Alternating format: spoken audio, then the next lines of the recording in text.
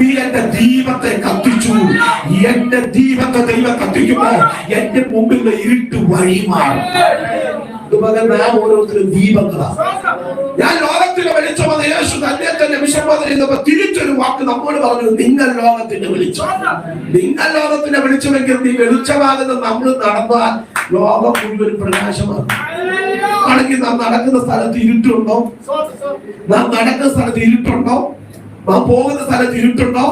അയ്യോ പാഷ അങ്ങോട്ട് എന്റെ ഇരുട്ടിന്റെ പ്രവൃത്തി അല്ല. നീ വെളിച്ചമാണെങ്കിൽ നീ പോകുന്ന യാത്ര ഇരുട്ട് വഴിമാറും. കാരണം നീ വെളിച്ചമാ.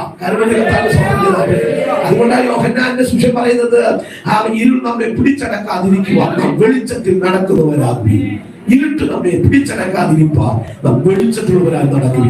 നാം ഓരോരുത്തരും ദൈവത്തിന്റെ ദീപമാണ്, ദൈവത്തിന്റെ വെളിച്ചമാണ്. വെളിച്ചമായി നിന്നാൽ ഇരുട്ട് നമ്മെ കൂടാൻ കഴിയത്തില്ല. കരം ഉയർത്തി കർത്താവിന്റെ സ്തോത്രം.